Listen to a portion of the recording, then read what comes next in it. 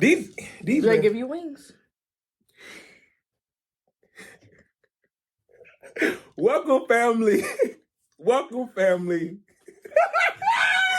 Yeah. Hey. He wants you to know that what's inside of you is like grandmama's greens. So don't give up. Your time is coming.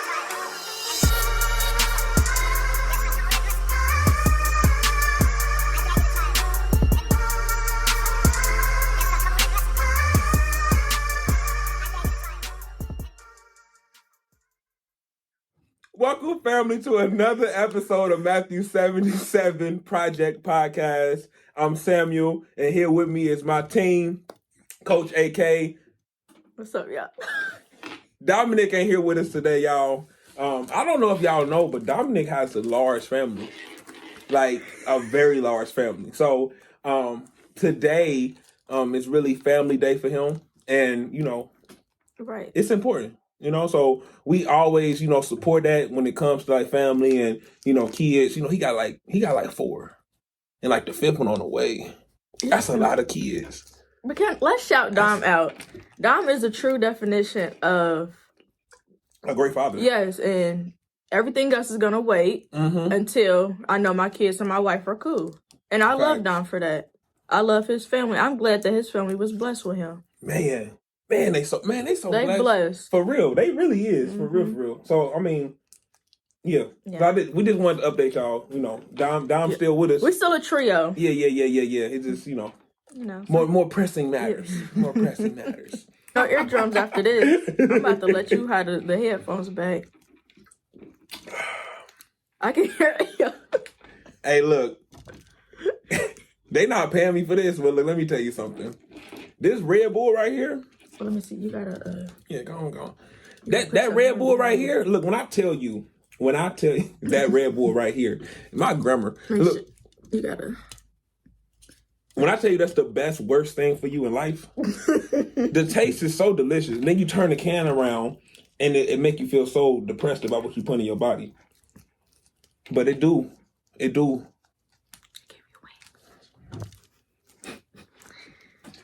Why you didn't bring me one to try? I started 2. I had 2, but I drank the other one. What happened? I drank the other one. So that one was mine. Almost. Yeah. Okay. That's okay. Maybe next time. I don't know how much these cost a pop.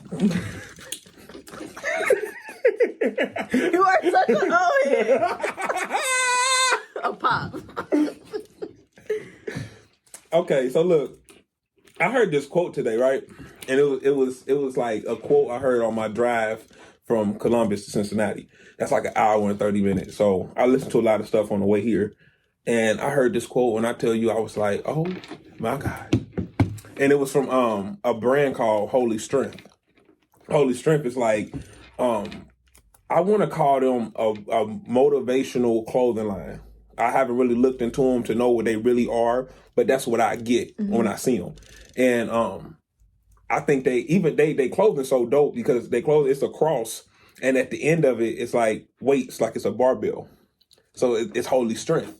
Ooh, and all like their videos is like in the gym while they working out, whatever it is, it's always in the gym. I'm like, this is dope. So I'm listening to my little quote, and it pop up on my TL. That's timeline. I know. You're the old head here, not me. So it popped up on my TL, and the quote was, "When God gives you a dream, the dream will always be tested." You hear me? Now I keep going. It says the things that you're going through, the pressure that you're experiencing, has a purpose. It's not crushing you. It's pushing what's inside out. I like that. When I heard that, I said... That just summed up our whole week. Golly. Literally, the 3 of us, our whole week. It's been a hard week, man. It has been. And, and I'm not going to say hard week because every time I say something like that, I'll be like, dang, somebody got it way worse. Yeah, you're right. So it was a week we never experienced before. Yeah, we could say that. Because it was a week. And you've been fasting this week. How'd that go? That went very well. I received so much just like motivation and direction, clarity, also focus.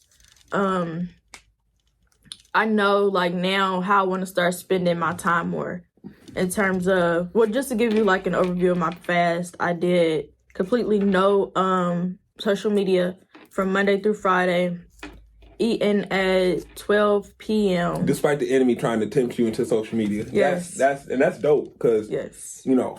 Yeah. Yeah. You want to It was an accident, okay? Like, it was an accident. Sam gonna tell y'all. Okay, so AK did told the entire team she's going on the fast and she wants to be held accountable and she needs help. So in her fast, and I'm like, we got you. Everybody like, we got you. So the week starts, we move through the week, and then I see a video I like, and you know, I want to share it with my team, my besties. So I totally forget that AK is doing it. I forget for a couple seconds, and I send it. AK is like, hey, you know, I'm doing my thing. Right. Like, can you cool out? I'm like, chill my bad. I'm sorry. But do you know I did it like the next day? Yes, literally the next day. Literally the next day from the same platform. And I heard her snap through the text. It was like she snapped on me for real. And I was like, okay, Sam, you need to be more mindful of what you're doing. You can't be sending these videos to the group and you know what AK is doing. So I apologize for that. But at the end of the day, you know, it creates, you know, that you know, that willpower. Yeah, do I really want it or not? So I do appreciate you for that. Yeah, I did it on purpose to test you. Oh, now you did it on purpose. But let me tell you the other attempt I fell into. So I was with my little cousin. He was eating a pizza roll. He wasn't eating them.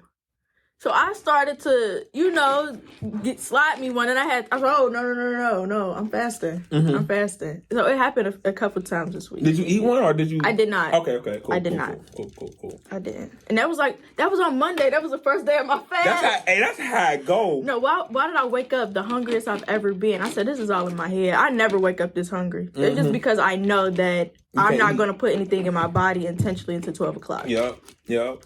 And you know what? The thing that I think needs to be made aware of when it comes to fasting is don't beat yourself up if you feel like you failed.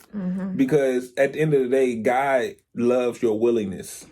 That's what makes him happy, that you're willing to even try. So it's like, don't beat yourself up too bad when you know, fall back in your fast or whatever, because you can always start over. You can always do it again, but know that God is pleased that you was even willing. Right. That's where it's at, the willingness. And then the execution, that's gonna come. Don't trip on that. You gonna execute, but just know that God finds pleasure in you just being willing.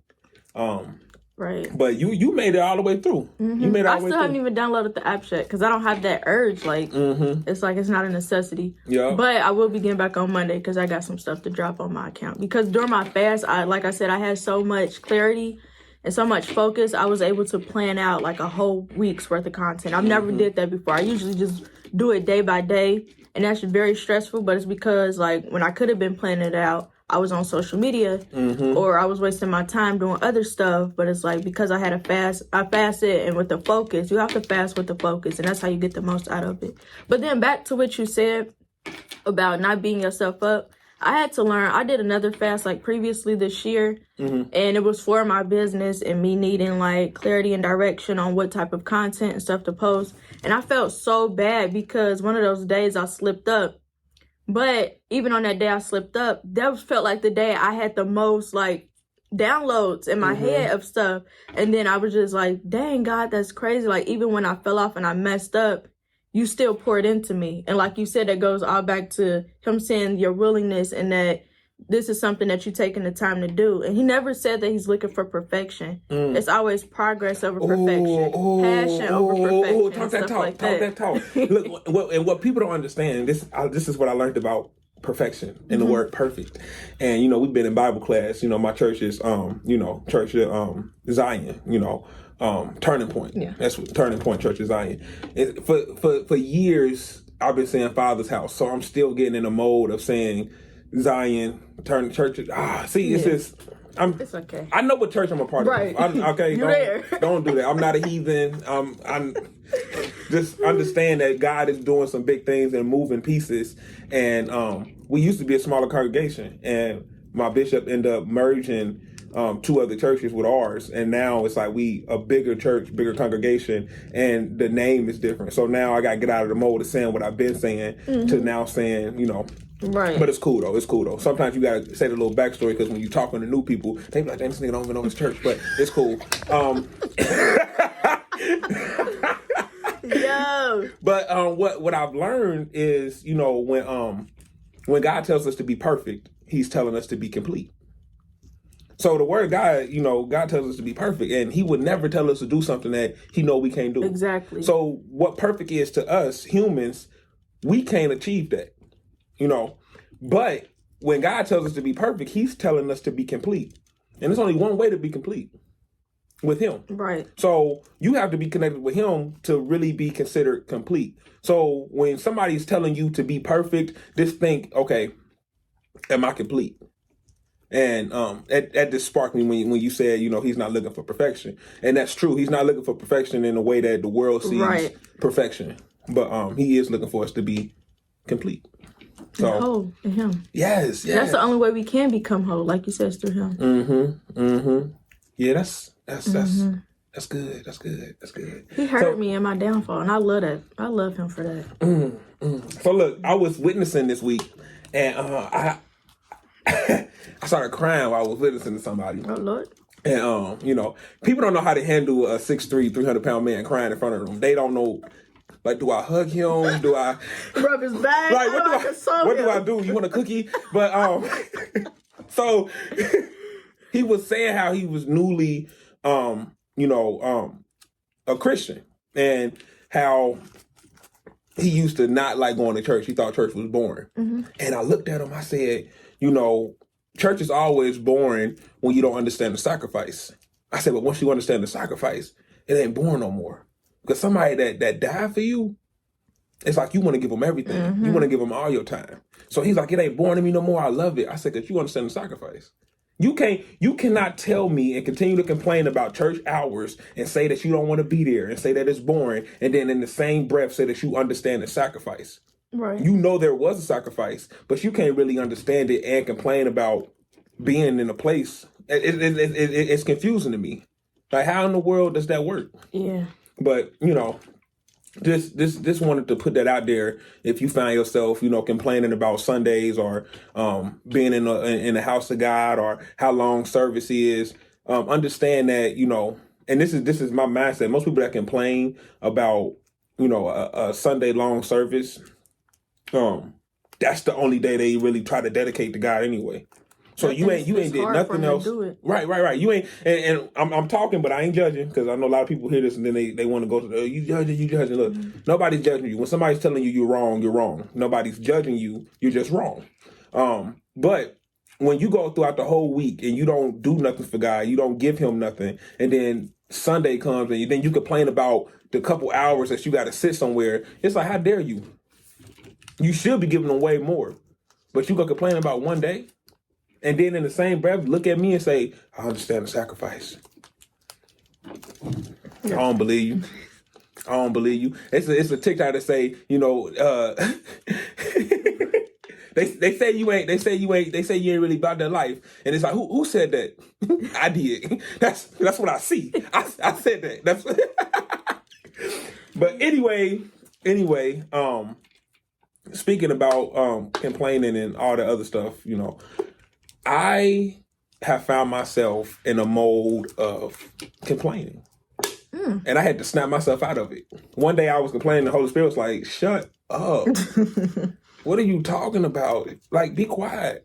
And I feel like I started thinking, I'm like, okay, am I venting or am I complaining? It's a difference. When you venting, you express an emotion, stuff that feels like pent up inside you and you just want to release it. Mm-hmm. When you complaining, you just complaining. You talking about something you really can't change, and you're looking for somebody to throw you a pity party. You want people to come in with the balloons and the piano and the banner. Mm-hmm. Like, look, we see you complaining, so here go the pity party. We gonna party like it's 1990. Like, no. nah, you complaining too much.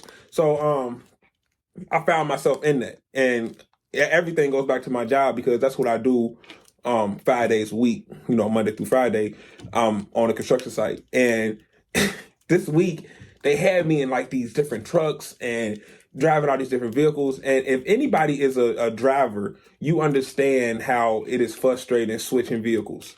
You have your vehicle is clean, it smells like you, and it's yours. And then they put you in all these different kind of vehicles, and this one don't have that one, this one is raggedy, this one is broke. So like I'm going off, like I'm complaining. If people ride with me and I'm landing, like I'm not venting at this point. We're just complaining. That's what we're doing.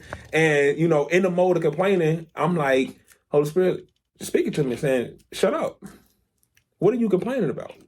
Do you know that this morning you woke up and was able to go to a job? And there's people right now that wish they had a job. There's people right now that wish that didn't wake up.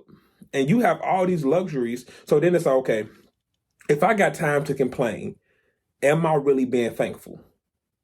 That's where I got. That's the point I came to, because I'm like, am I really being thankful for where I am and what God has done for me if I'm complaining? Because you really can't do both. Right. You can't complain and be thankful.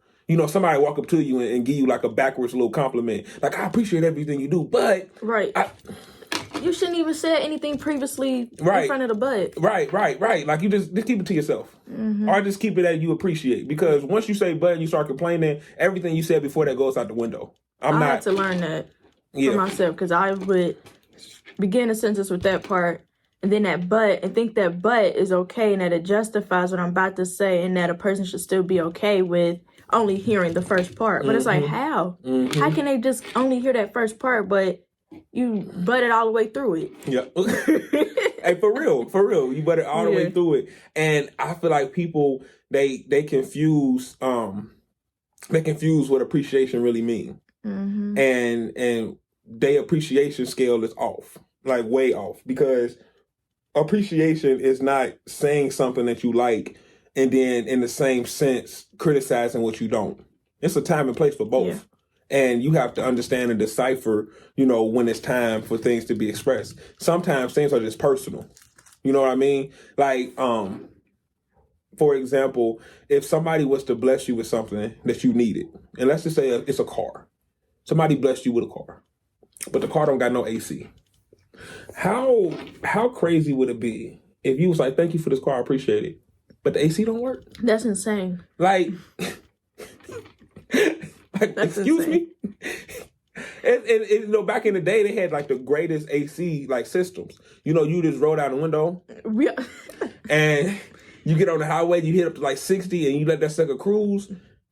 You got all the AC in the world. Like, so that'd be my answer. Somebody said it to me, because now I feel like you don't appreciate it. Mm-hmm. And what's crazy is you really do appreciate it, but you're just expressing what you don't like. Right. And I say all that to say that sometimes what you don't like, keep to yourself.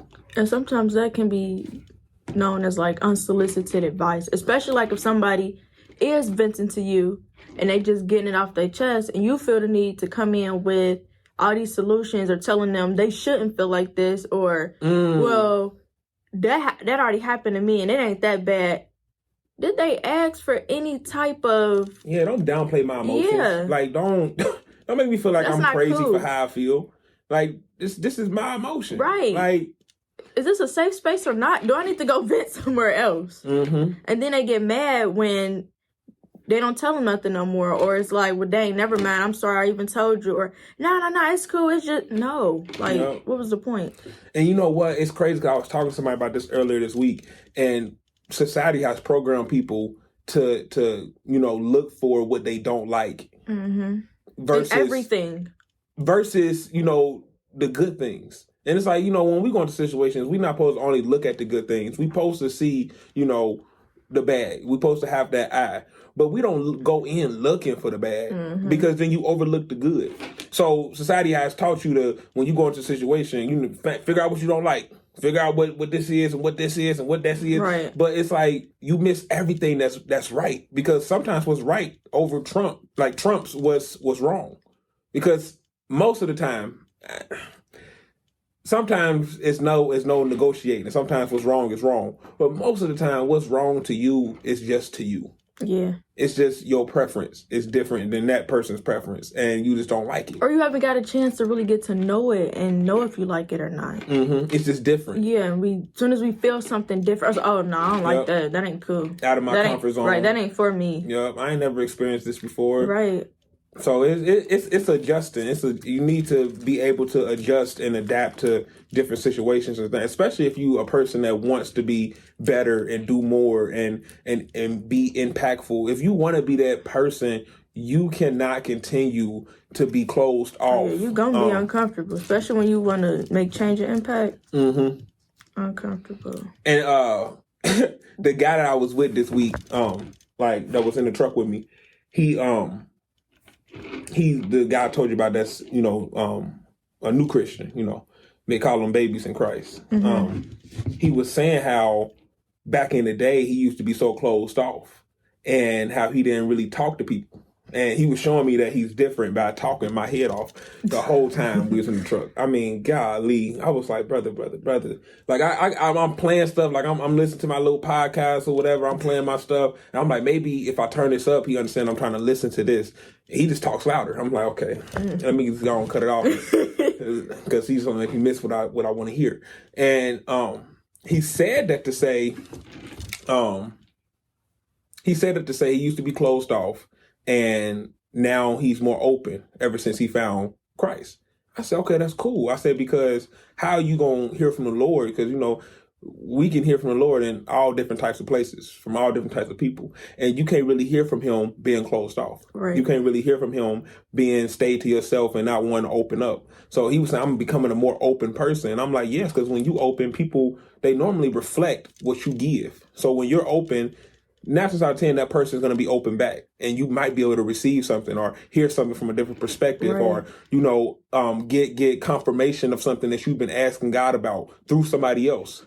Some of us are so closed off that we miss God, and I need you to hear me.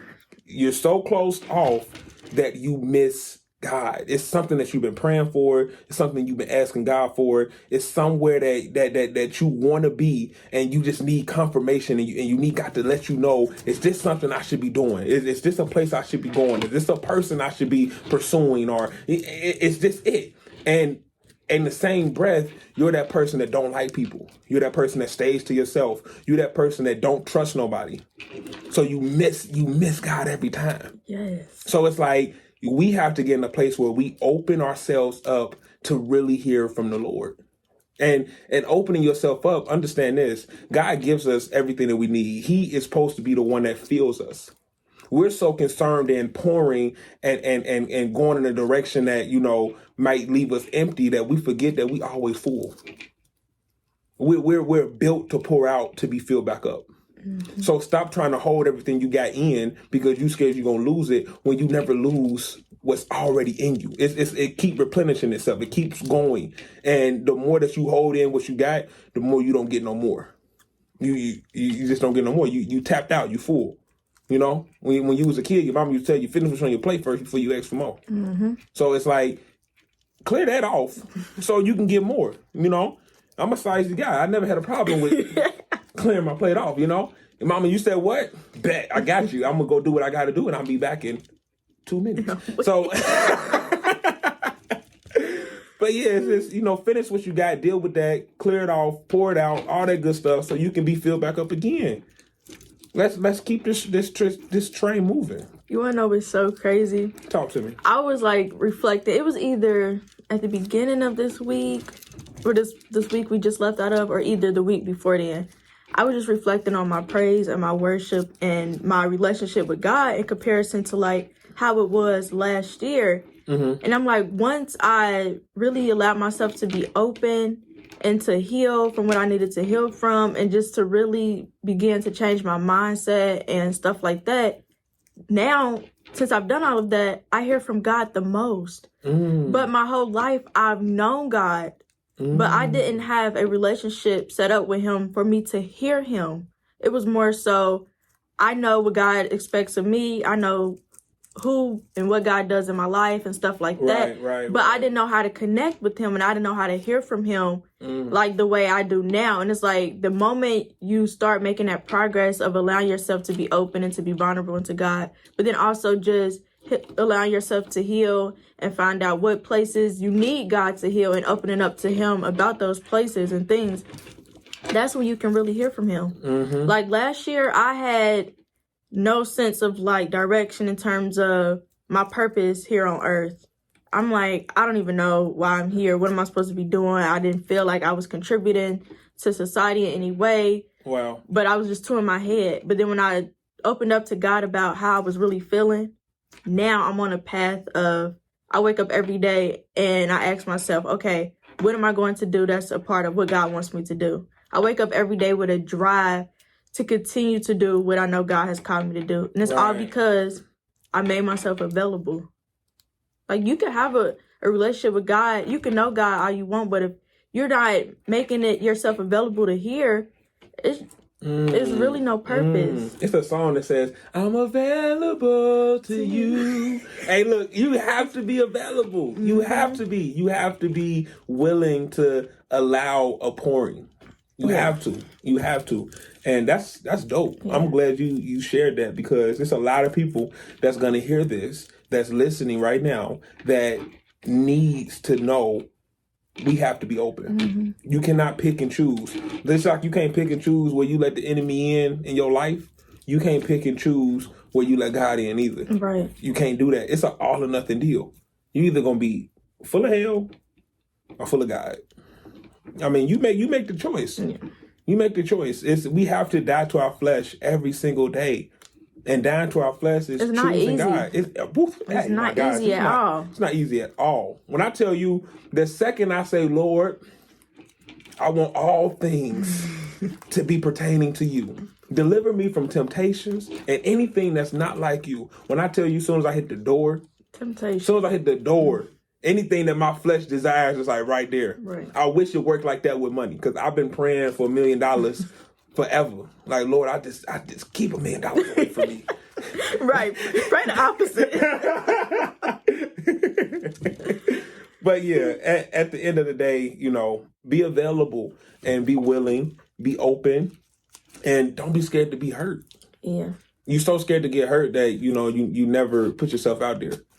Put yourself out there and understand God got me.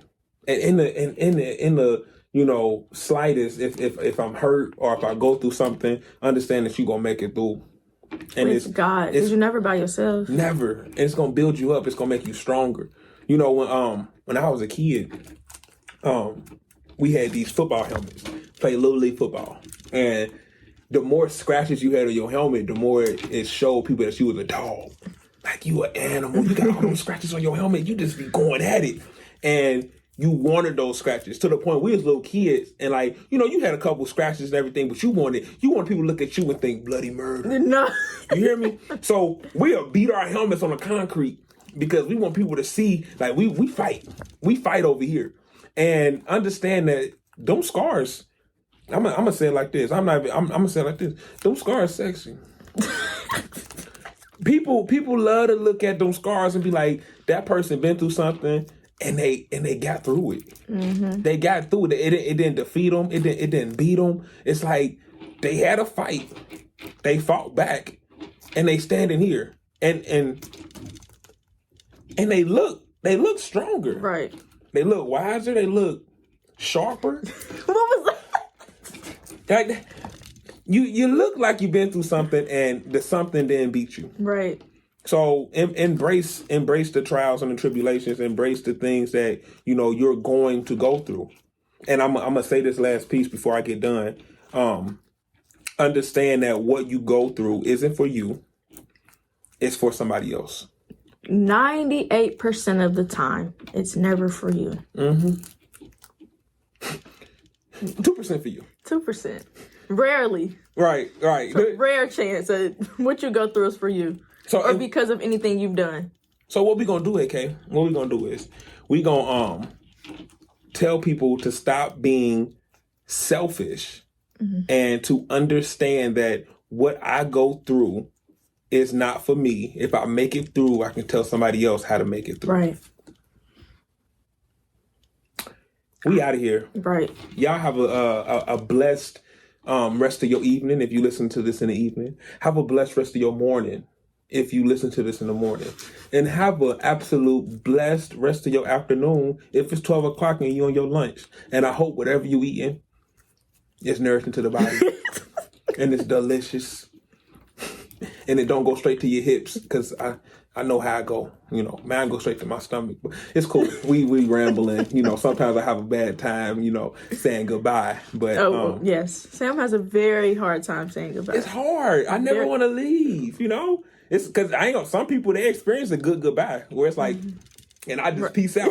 And if I linger, I don't want to leave you. I don't want to leave you. I'm enjoying where we at. But anyway, I got to leave you. So we'll see y'all next time. What's inside of you, it's like grandmama's greens. So don't give up. Your time is coming.